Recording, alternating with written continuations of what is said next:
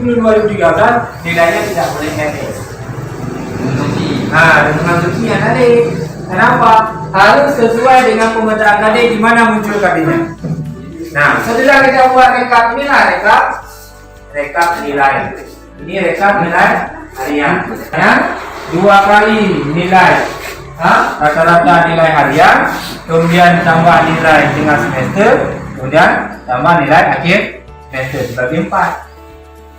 Ini yang ada nilai tengah semester. Ketika kita tidak ada membuat nilai tengah semester, berarti dibagi 3. Ini ada contohnya. Ini kan sesuai pemetaan tadi. Ini ada yang boleh dengan bentuk tema. Ini rekam untuk semester. Kita buat nilai harian juga bisa. Yang untuk semester. Ini permuatan pelajaran. Okay. Ini kan kemudian harian 1, harian 2, harian 3, harian 4. Ini subtema 1, subtema 2, subtema 3, subtema 4. Ini kan dari habis 3 minggu bukan nilai rata-rata. Nanti ada nilai PTS, kemudian nilai semester dan nilai kajian. Ini panjang intervalnya seperti yang tadi kita cari. Kemudian tentang predikat yang cara A, B, C. Nah, ini mana yang bimbingan yang kami. Ini cukup dan ketika cukup ini sudah terpenuhi maka dia lulus. Di bawah cukup ini berarti dia tidak yang kata lama.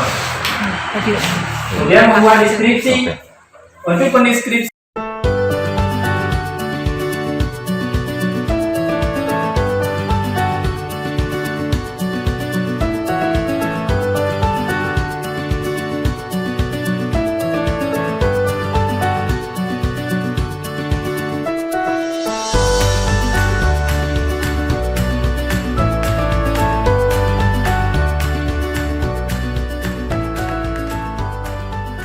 melalui panduan penilaian kurikulum 2013.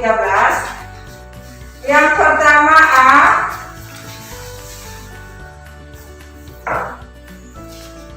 pengertian penilaian. Penilaian hasil belajar oleh satuan pendidikan adalah proses pengumpulan informasi data tentang capaian pembelajaran peserta didik yang dilakukan secara terencana dan sistematis dalam bentuk penilaian akhir dan ujian sekolah madrasah. Yang B, ruang lingkup penilaian hasil belajar peserta didik pada pendidikan dasar dan pendidikan menengah mencakup aspek-aspek pengetahuan, keterampilan, dan sikap. Yang ketiga, bentuk penilaian. Bentuk penilaian hasil belajar oleh satuan pendidikan dilakukan dalam bentuk penilaian akhir semester, penilaian akhir semester dan tujuan dan ujian sekolah. Yang pertama, penilaian akhir semester.